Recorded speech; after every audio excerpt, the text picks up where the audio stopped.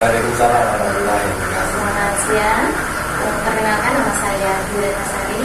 Kebetulan saat ini saya sedang melaksanakan CPD Gajah Publis tahun 2023. Kebetulan kemarin 2023 juga tentang eksplorasi penyebab masalah tentang itu mungkin waktunya Bapak melakukan wawancara.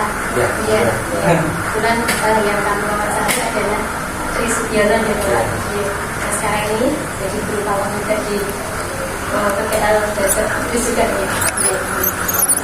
Untuk yang pertama nih Bapak tentang masalah yang terjadi sama saya terkait ideologi itu ada beberapa anak yang kurang konsentrasinya dalam melakukan pelajaran. Yang saya tanyakan, apa penyebab permasalahan tersebut? Kalau konsentrasi akar permasalahan itu ada tiga. Yang pertama itu dari gurunya, kedua dari gurunya, ketiga dari fasilitasnya. Yang pertama dari gurunya, gurunya itu kurang aktif atau kurang inovatif seperti mungkin dari awal pembukaan itu harus semua diberi SPT dulu atau pertanyaan menarik sehingga anak-anak itu antusias dalam pembelajaran. Dan juga masalah itu bilang mereka sudah bersemangat untuk pembelajaran.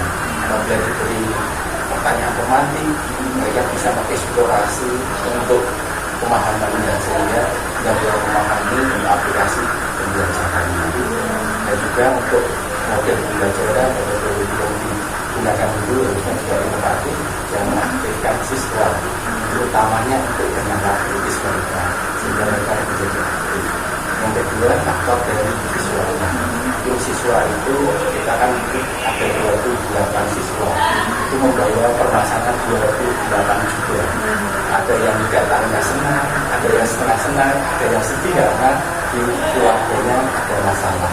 Nah, bagaimana ini kita mendekati dan juga kita dulu itu apabila mengajarkan itu tidak hanya satu model saja, tetapi apabila siswanya 28 kita harus juga menyiapkan 28 cara belajar berdiferensiasi. Jadi kita mengetahui kebutuhan semua siswa. Dan juga yang ketiga adalah sarana prasarana. Ini ya, integrasi itu bisa disajikan atau juga media pembelajaran atau itu bisa digunakan untuk siswa. Ini faktor. Ini Bapak untuk kaitannya tentang ini ya, konsentrasi anak yang kurang ya Bapak. Yang kedua tentang literasi Bapak. Karena minat baca siswa. Setelah saya padahal literatur banyak ya, dari perpustakaan sudah banyak buku dari pojok baca di sebelah belakang saya itu saya berikan pojok baca. Tapi kadang ya minat baca anak kok enggak. Jadi sukanya itu bacaan yang ini ada gambarnya saja ini. Dan kira-kira faktornya apa gitu? Permasalahan sekarang adalah literasi, numerasi, karakter, budaya keamanan sekolah itu sudah pada pendidikan pertama itu bisa meningkat atau pendidikan sebenarnya tahu untuk tingkatan sekolah itu bisa dilihat. Utamanya di literasi, kalau literasi rendah, numerasi juga rendah. Karena itu juga kunjungan literasi yang rendah bagi siswa itu juga sama. Ada beberapa guru, siswa dan juga fasilitas yang ada di sekolah. Untuk guru itu juga kita nanti sudah menyiapkan untuk juga buku-buku di perpustakaan pojok baca bagaimana informasi apa yang kita gunakan. Ini membaca 15 menit, tidak hanya membaca. Jadi saya pernah membuat itu untuk komunikasi. Setiap anak itu setelah membaca itu tulis judulnya, tokohnya, amanat apa yang ada di dalamnya. Jadi itu benar-benar mereka itu memahami isi di dalamnya karena sampai amanat yang di situ. Dan juga itu sebetulnya nanti dicanangkan untuk siswa untuk literasi itu tidak hanya dibacaan. Kalau memang dia suka komik ya komik itu seperti dulu kita pernah langganan komik waktu itu komik tapi isinya itu materi-materi olimpiade sains. Nah, jadi untuk anak itu kan suka yang visual. Kalau visual itu gambar-gambar itu terus audio mendengarkan audio bisa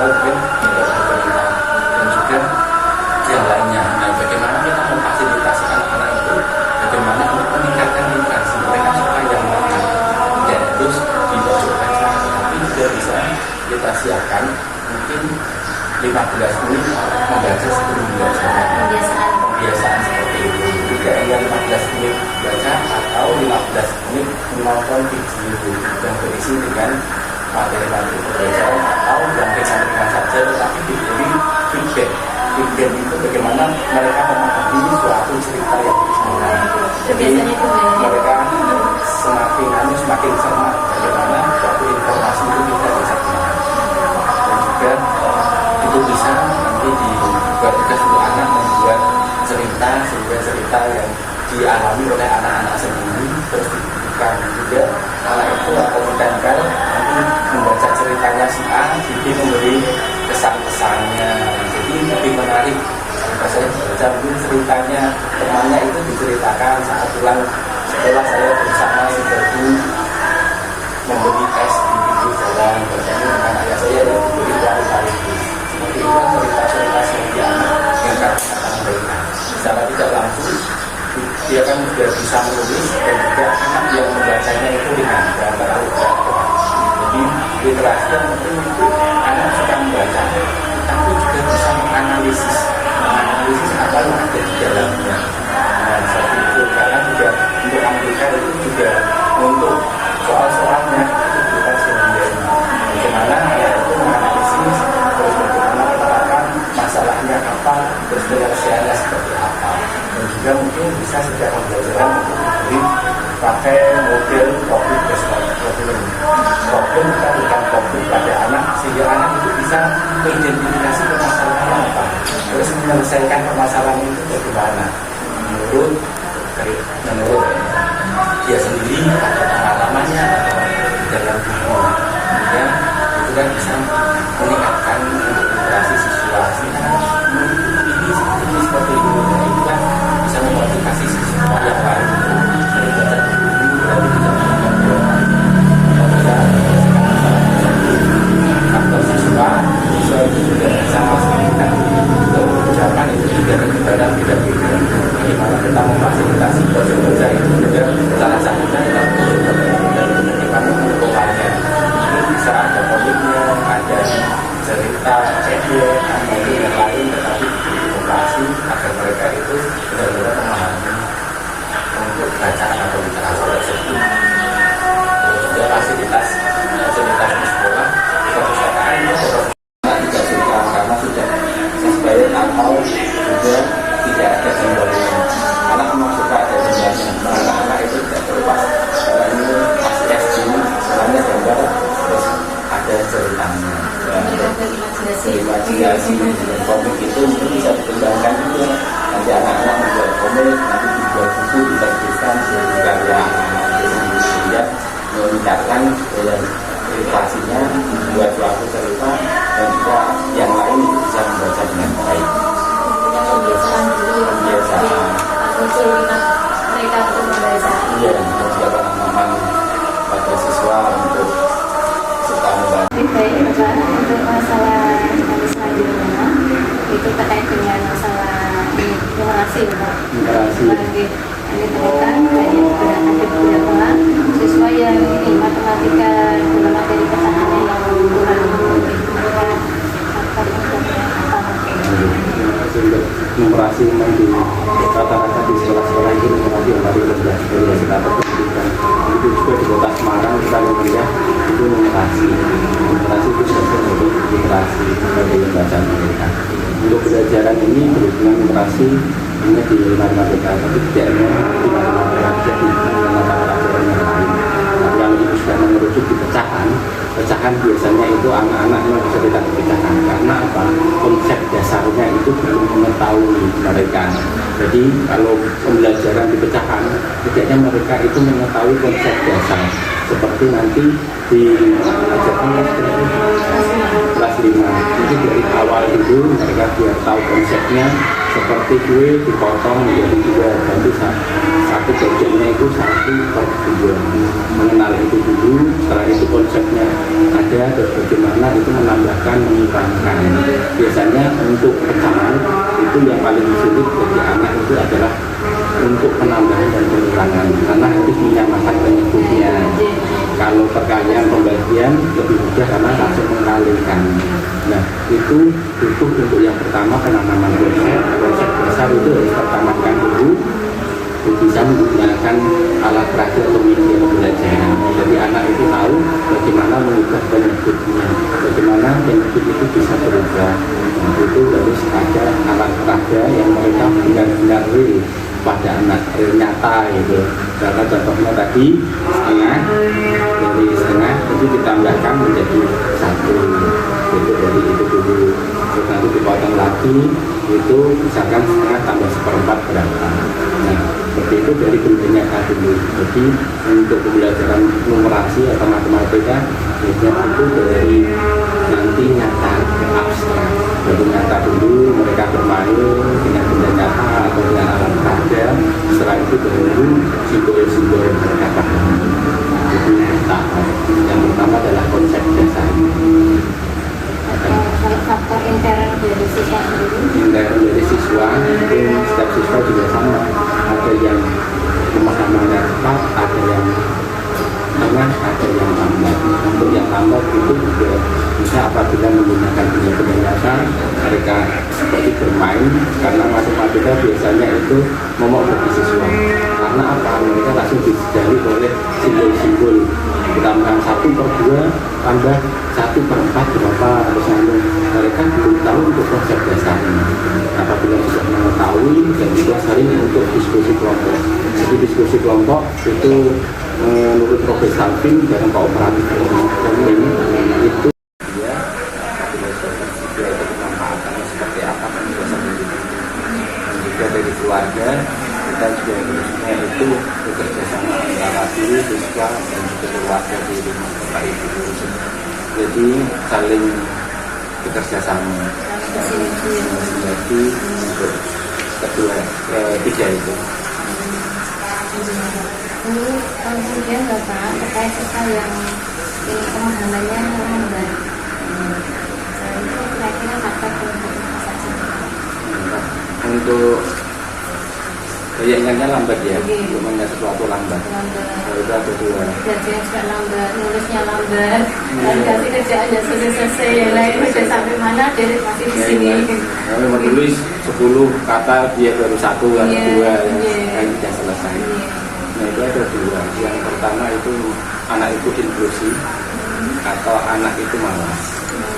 Kedua, kalau inklusi bisa diberikan rekomendasi ke FDRM, rumah kita revolusi mental, di mana nanti di sana ada untuk tes psikologi anak itu kebutuhan khusus atau tidak. Kebutuhan khusus itu juga ada dua, itu harusnya masuk SLB atau bisa inklusi di sekolah negeri biasa bersama dengan teman-temannya. Itu kewenangan itu tidak bisa guru menentukan ini anak kebutuhan khusus atau tidak. Yang bisa memberi rekomendasi adalah FDRM. Yang kedua itu bisa kita identifikasi anak itu malas atau tidak.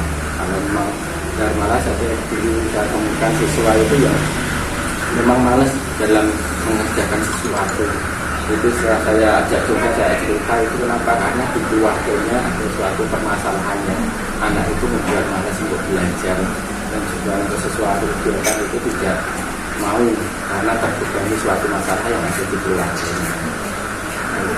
Faktor eksternal Iya, internal dan eksternal, teman dalam dirinya itu memang kebutuhan khusus seperti itu.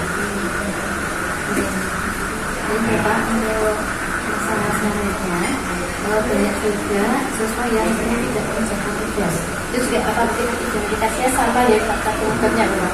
Atau bagaimana? Untuk mengerjakan tugas itu juga ada guru juga. Itu kesalahan guru atau kesalahan siswa.